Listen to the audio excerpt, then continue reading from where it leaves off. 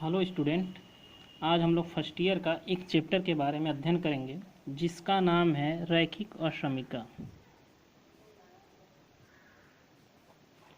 रैखिक अशमिका। इस चैप्टर को पढ़ने से पहले कुछ छोटी छोटी जानकारियां भी हमें होनी चाहिए। आपको पता भी होगा, जैसे प्राकृतिक संख्या। तो अब जानते हैं जो संख्या गिनने के काम में आती है उसे प्राकृतिक संख्या कहते हैं। 1 2 3 4 5 6 इन्फिनिटी तक। फिर आता है पूर्ण संख्या। पूर्ण संख्या भी आप जानते हैं, प्राकृतिक संख्या में हम 0 को ऐड कर देते हैं तो जो संख्या बनती है उसे हम बोलते हैं पूर्ण संख्या। यह भी इन्फिनिटी तक है। फिर आपका एक संख्या होता है पूर्णांक। पूर्णांक क्या होता है? जब पूर्ण संख्या को हम चिन्हों के साथ दर्शाते हैं तो उसे हम बोलते हैं पूर्णांक। जैसे 0 +1 +2 +3 इन्फिनिटी तक। इधर आपका -1 -2 -3, इधर माइनस इन्फिनिटी तक, इधर प्लस इन्फिनिटी तक। तो यह तीन संख्याओं के बारे में आप छोटे क्लासों में पढ़े भी होंगे और जानते भी होंगे, क्योंकि असमिका को पढ़ने से पहले, उसके सवालों को लगाने से पहले इन तीनों संख्याओं के बारे में जानकारी होनी चाहिए। अब हमारा आता है अशमिका। अशमिका क्या होता है? जिस तरह से आप समीकरण के बारे में जानते हैं, समीकरण क्या होता है, तो आप जानते हैं कोई भी गणितीय व्यंजन हो जिसमें इक्वल का साइन, किसी भी गणितीय व्यंजन में अगर इक्वल का साइन होल्ड करता है, उसमें होता है, तो उसे हम बोलते हैं समीकरण। जैसे 2x + 3 = 0, ये क्या है? एक समीकरण है। या x + y + z = 5, ये भी क्या है? समीकरण है। जहाँ पे इक्वल है, अगर इनकी जगह पे हम कुछ अन्य चिन्हों का प्रयोग करें जिनके बारे में आप जानते भी हैं, छोटे क्लास में पढ़े भी होंगे, जब दो संख्याओं का तुलना करना होता है, जैसे 5 है 6 में तुलना करना हो तो हम 6 को ग्रेटर दैन 5 को लेस दैन, इस चिन्ह का प्रयोग करते हैं। इसी तरह से अन्य भी चिन्ह होता है, greater than equal to, less than equal to. जब हम किसी गणितीय व्यंजन में इन चारों में से किसी भी चिन्हों का प्रयोग करते हैं तो वह गणितीय व्यंजन कहलाता है अशमिका। जैसे मान लीजिए कोई गणितीय व्यंजन है 2x + 3, यहाँ पे हम इक्वल के जगह पे ग्रेटर देन का यूज कर दिए, यह हो गया 5। इसको हम क्या बोलेंगे? अशमिका। तो अब जानिए कि इन चारों में से किसी भी चिन्ह का प्रयोग अगर कहीं पर भी किया जाता है तो ऐसे समीकरण, या समीकरण तो नहीं कहेंगे, इसको हम सीधा कहेंगे गणितीय व्यंजन को हम अशमिका बोलते हैं। तो फर्स्ट ईयर में आपको जो पढ़ना है अशमिका, ऐसे अशमिका के बारे में पढ़ना है जो रैखिक हो।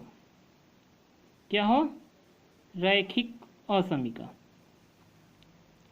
तो रैखिक का मतलब आप जानते हैं रैखिक होता क्या है। अशमिका तो आप जान गए कि अशमिका का मतलब हो गया इन चिन्हों का प्रयोग होना। अब उसके बाद है रैखिक।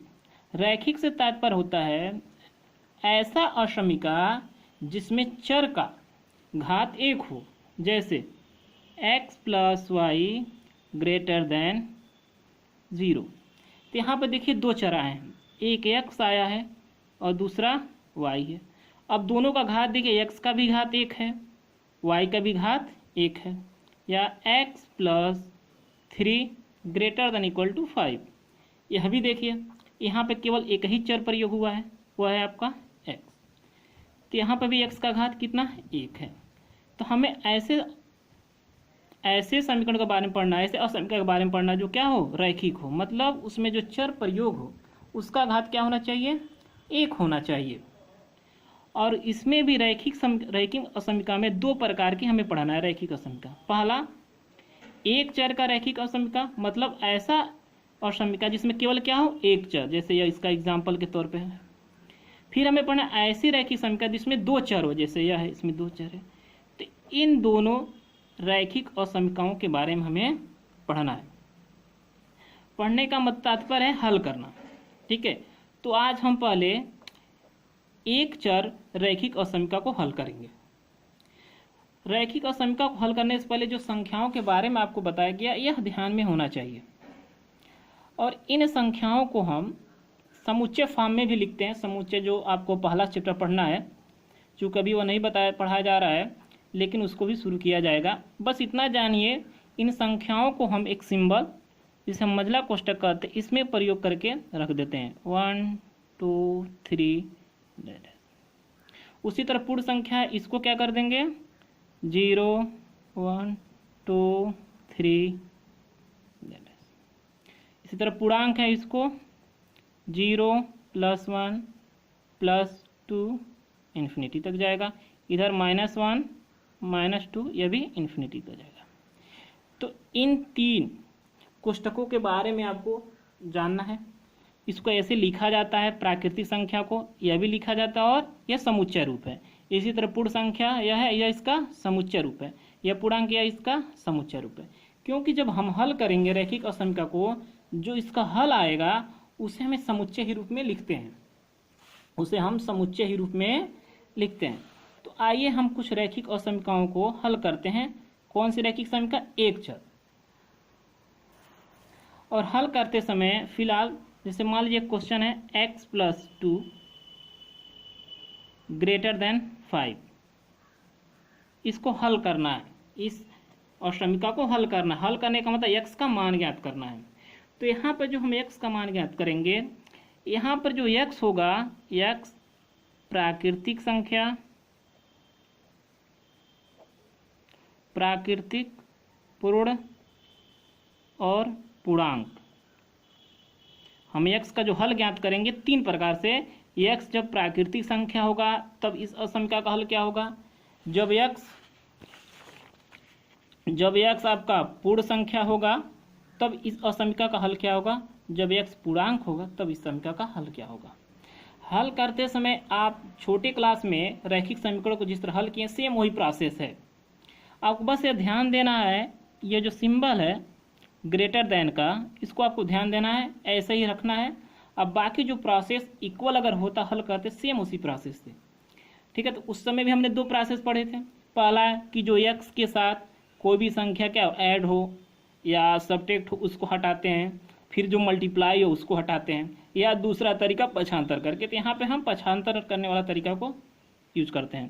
तो यहाँ से हो जाएगा x > 5 - 2, x > 3। तो x का मान यहाँ 3 से बड़ा है। अब इसका हल लिखना है। तो अगर बात किया जाए x प्राकृतिक संख्या होती तब इसका हल क्या होता है? x एक प्राकृतिक संख्या है, x एक प्राकृतिक संख्या है। तो x प्राकृतिक संख्या हो तो 3 से बड़ी कौन कौन सी प्राकृतिक संख्या हो जाएगी? 4 5 6, ये आपका हो जाए। इसी हल को अब समुच्चय रूप में लिखते हैं। इसी हल को किस रूप में लिखते हैं? समुच्चय रूप में। तो समुच्चय रूप में क्या हो जाएगा? 4 5 6 7 और भी आगे वाली संख्याएं हैं, डैश फिर इधर, यह समुच्चय रूप हो जाता है। एक चीज़ और जानिए, यह समुच्चय रूप है, या तो इसको लिखना x का समुच्चय रूप हल यह होगा, या x को हम इस सिंबल के साथ समुच्चय रूप में दर्शाते हैं। इस सिंबल को हम बोलते हैं बिलोंग। x बिलोंग्स टू इस कोष्टक में, मतलब x का जो मान होगा इस कोष्टक में जो वह सब होगा। x का मान 4 भी होगा, 5 भी होगा, 6 भी होगा, 7 भी होगा। इसे हम कहते हैं x एक प्राकृतिक संख्या थी। अब अगला हम पढ़ेंगे जब x पूर्ण संख्या होता, यहीं पे x एक पूर्ण संख्या है, x एक पूर्ण संख्या है। तो x का मान क्या होगा?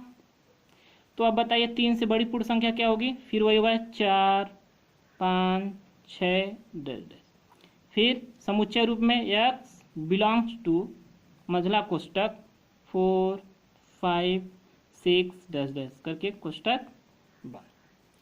अब यहाँ पे x यह दूसरा हो गया। अगर x मान लीजिए पूर्णांक हो, x क्या हो, x पूर्णांक हो। अगर x पूर्णांक हो तब हल क्या होगा, x इजकल टू, तो पूर्णांक में भी आप देखिए, पूर्णांक भी आप संख्या देख लीजिए, तो यहाँ पर भी 3 से बड़े, इधर 4 5 यही सब संख्याएं आएंगी। तो यहाँ पर भी क्या हो जाएगा, 4 5 6 डैश डैश, समुच्चय रूप में x बिलोंग्स टू, इसको बोलते हैं बिलोंग, 4 5 6 डैश डैश, इधर कोष्टक बंद। तो अभी हम फिलहाल हल कर रहे हैं जब x प्राकृतिक संख्या, पूर्ण संख्या और पूर्णांक, इसके हल में हम जो समुच्चय का प्रयोग करते हैं यह मझला कोष्टक होता है। ये आपके दिमाग में होना चाहिए। इन तीनों हल के लिए हम मझले कोष्टक का प्रयोग करते हैं जो एक समुच्चय रूप है। अब अगला सवाल जैसे देखिए, 2x + 3 greater than equal to 9, तो इसको हल करिए। 3 को तो पक्षांतर के हो जाएगा 2x greater than equal to 9 minus 3, 2x greater than equal to 6, x greater than equal to 6/2, x greater than equal to 3। तो यहाँ पे x का मान क्या है, 3 के इक्वल या इक्वल बताता है, ठीक है, या ग्रेटर देन। तो x का मान जो है 3 के बराबर और 3 से बड़ा है, 3 के बराबर भी और 3 से बड़ा है। तो चलिए x प्राकृतिक संख्या है। कैसी संख्या है, प्राकृतिक संख्या। तो x का मान क्या होगा, x बिलोंग्स टू 3x 3 के बराबर भी, और जानते हैं 3 क्या होती है, एक प्राकृतिक संख्या। तो इसका मतलब इसका आंसर लिखने में 3 से हम शुरू करेंगे, 3, और चूंकि 3 से बड़ा है तो 3 से बड़ी संख्या 4 5 6 डैश डैश, ये आपका इन्फिनिटी तक जाएगा, लेकिन हम यहाँ पर इन्फिनिटी नहीं दर्शाते हैं। हाँ, इन्फिनिटी नहीं दर्शाएंगे और ना ही दर्शाते हैं, क्यों, क्योंकि यह कोष्टक बताता है इसके अंदर की संख्या इसका हल है, और इन्फिनिटी कभी भी किसी भी कोष्टक के अंदर कैद नहीं हो सकता है, क्योंकि वो ना कभी आता है, इसीलिए उसको हम इसके अंदर नहीं लिख सकते हैं। अगर x पूर्ण संख्या हो, x पूर्ण, तो फिर यही हो जाएगा x बिलोंग्स टू, सेम संख्या हो जाएंगी 3 4 5 6 7 डैश डैश इन्फिनिटी तक। फिर x आपका पूर्णांक हो तो क्या हो जाएगा, x बिलोंग्स टू 3 4 5 6 3 4 5 6 7 इन्फिनिटी तक जाएगा, यह कोष्टक आपका बंद। ये आपका हो गया, x क्या था, एक प्राकृतिक संख्या थी, पूर्ण संख्या और पूर्णांक। लाइए कुछ और क्वेश्चनों को हल करते हैं। जैसे जैसे क्वेश्चन हल होगा वैसे वैसे आपका कॉन्सेप्ट और क्लियर होता चला जाएगा। आइए अगला सवाल लेते हैं, 3x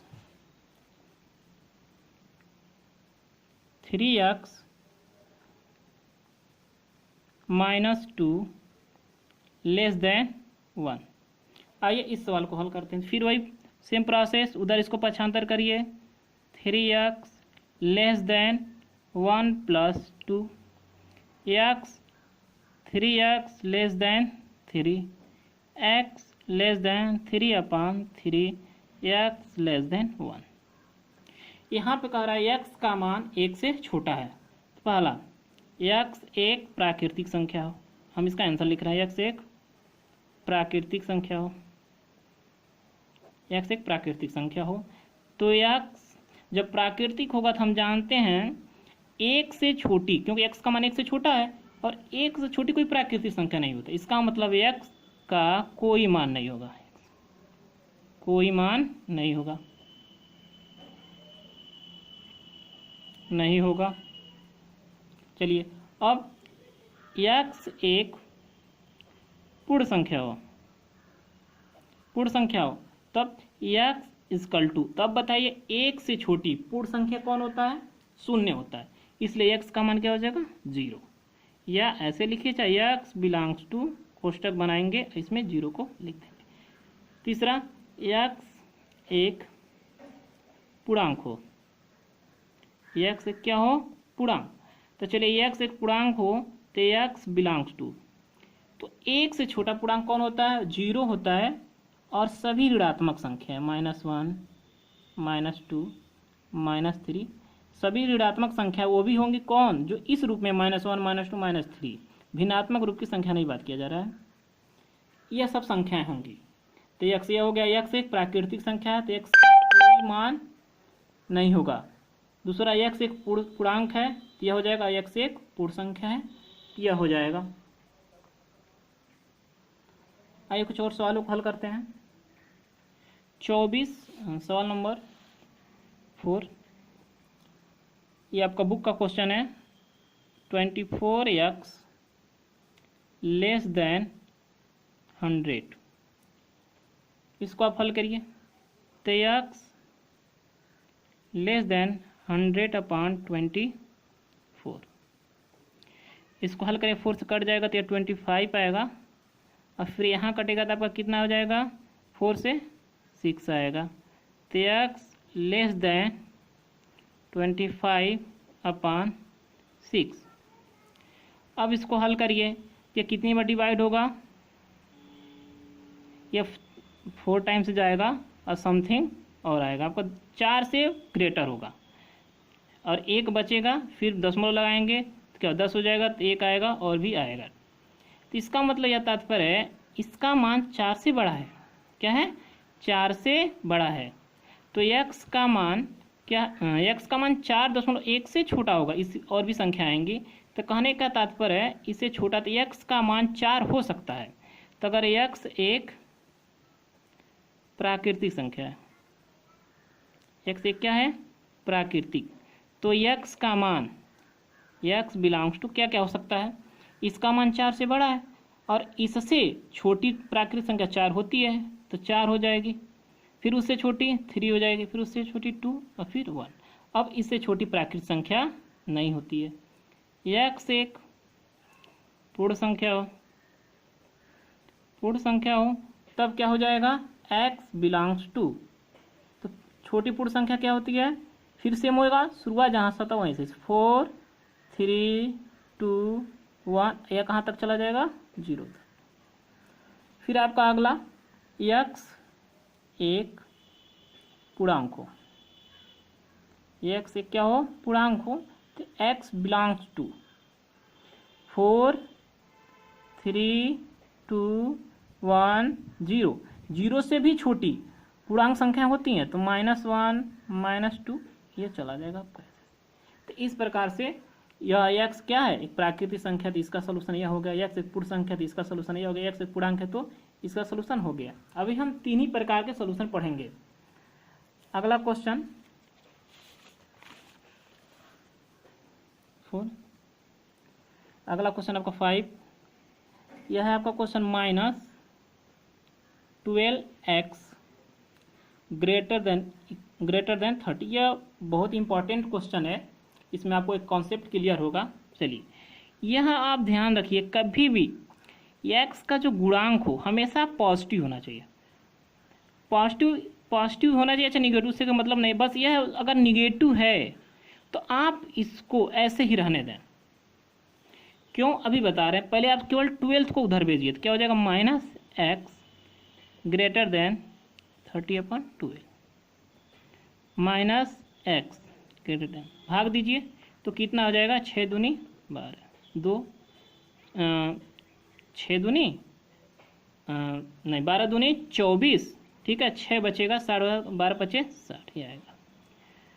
अब आपको आंसर लिखना है, तो ऐसा नहीं है x हमेशा जो होता है उसके साथ कोई संख्या नहीं होनी चाहिए, कोई चिन्ह नहीं होना चाहिए। तो अगर चिन्ह हटेगा तो क्या ऐसा ही रहेगा कि कोई परिवर्तन आएगा।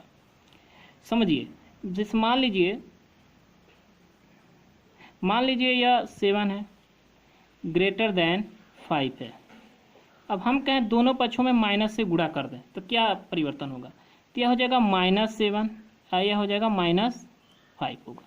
तो क्या चिन्ह ऐसे ही लगेगा कि यह चिन्ह पलट जाएगा, एकदम यह पलट जाएगा। तो ये आपके दिमाग में होना चाहिए, क्योंकि अब देखिए यहाँ से -7 बड़ा होता है कि -5 बड़ा होता है, तो हम जानते हैं -5 बड़ा है। तो इसमें यह होना चाहिए, जब यह माइनस यहाँ से हटेगा, दोनों पक्षों में माइनस से गुणा कर रहे हैं, तो यह माइनस माइनस क्या हो जाएगा, प्लस हो जाएगा, और यहाँ क्या हो जाएगा -2.5, चिन्ह क्या हो जाएगा, यह पलट जाएगा। तो इसमें यह कॉन्सेप्ट है आपके दिमाग में होना चाहिए। अब इसका सलूशन क्या हो जाएगा, x एक प्राकृतिक संख्या है, x क्या है? एक प्राकृतिक संख्या। तो यह ऋणात्मक है, -2 है, 0.5। इससे छोटी संख्या सब ऋणात्मक होंगी, और हम जानते हैं प्राकृतिक संख्या ऋणात्मक होती नहीं है। इसका मतलब कोई हल नहीं, कोई हल नहीं होगा इसका। फिर पूर्ण संख्या में आ जाए, x क्या है? पूर्ण संख्या। तब बताइए, हम जानते हैं पूर्ण संख्या भी ऋणात्मक नहीं होती। अब -2.5 से सभी छोटी संख्या क्या होती है? ऋणात्मक होती हैं। इसका भी यही हो जाएगा, कोई हल नहीं। x एक पूर्णांक है। तो अब बताइए 2.5 से छोटी पूर्णांक संख्या कौन कौन सी होती हैं? तो 2 से छोटी जब आप देखेंगे जो पूर्णांक संख्या स्टार्ट होंगी वो -3 से होगा। तो x बिलोंग्स टू -3, -4, -5 समथिंग। ये आपका आइए